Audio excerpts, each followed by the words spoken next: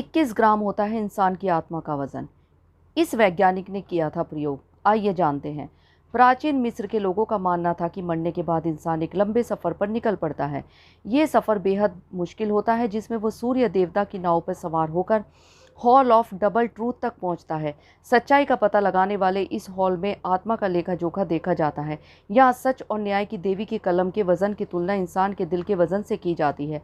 प्राचीन मिस्र के लोगों का यह भी मानना था कि इंसान के सभी अच्छे बुरे कर्मों का हिसाब उसके दिल पर लिखा जाता है। अगर इंसान ने सादा और निष्कपट जीवन बिताया है तो उसकी आत्मा का वजन पंख की तरह कम होगा और उसे स्वर्ग में जगह मिल जाएगी। मिस्र की इस प्राचीन मान्यता की एक झलक 1907 में journal of the American society for psychic research में छपे एक शोध में मिली है। इस शोध में इंसान के मरने के बाद उसकी आत्मा से जुड़े प्रयोगों पर चर्चा की गई थी। इस शोध से जुड़ा एक लेख न्यूयॉर्क टाइम्स में मार्च 1907 में छपा। उसके अनुसार डॉक्टरों को लगता है कि आत्मा का भी एक निश्चित वजन होता है। इसमें डॉक्टर डंकन मैकडॉगल नाम के एक फिजिशियन के प्रयोग के बारे में चर्चा की गई है। 1866 में स्कॉटलैंड के ग्लासगो में जन्मे डॉक्टर डंकन 20 साल की उम्र में अमेरिका के मैसाचुसेट्स आ गए थे। उन्होंने ह्यूस्टन यूनिवर्सिटी के स्कूल ऑफ मेडिसिन से अपनी पढ़ाई पूरी की थी और अपने जीवन का अधिकतर वक्त हैवरिल शहर के एक चैरिटेबल हॉस्पिटल में लोगों का इलाज करते हुए बिताया था।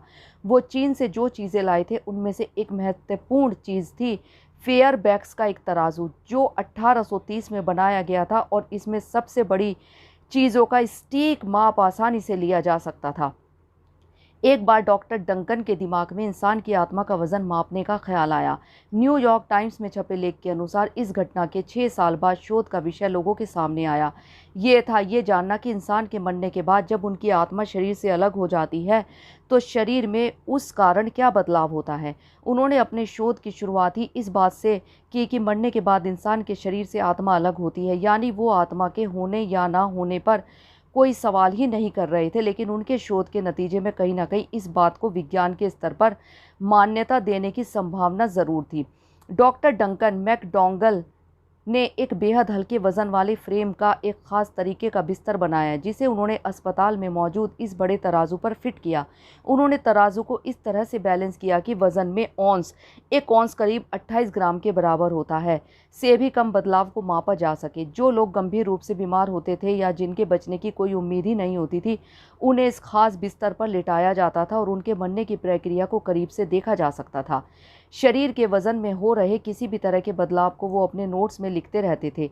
इस दौरान वो ये मानते हुए वजन का हिसाब भी करते रहते थे कि मरने पर शरीर में पानी, खून, पसीने, मल मूत्र या ऑक्सीजन, नाइट्रोजन के स्तर में भी बदलाव होंगे।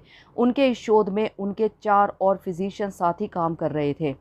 डॉक्टर डंकन ने दावा किया, जब इंसान अपनी आखिरी सांस लेता है तो उसके शरीर से आधा या सवा औंस वजन कम हो जाता है। जिस क्षण शरीर निष्क्रिय हो जाता है उस क्षण में तराजू का स्केल तेजी से नीचे आ जाता है।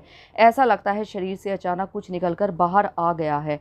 डॉक्टर डंकन के अनुसार उन्होंने ये प्रयोग 15 कुत्तों के साथ भी किया और पाया कि इसके नतीजे बिल्कुल नकारात्मक थे। उनका कहना था मौत के वक्त उनके शरीर के वजन में कोई बदलाव नहीं देखा गया। इस प्रयोग के नतीजे को उन्होंने इस तरह समझाया कि मौत के वक्त इंसान के शरीर के वजन में बदलाव होता है क्योंकि उनके शरीर में आत्मा होती है।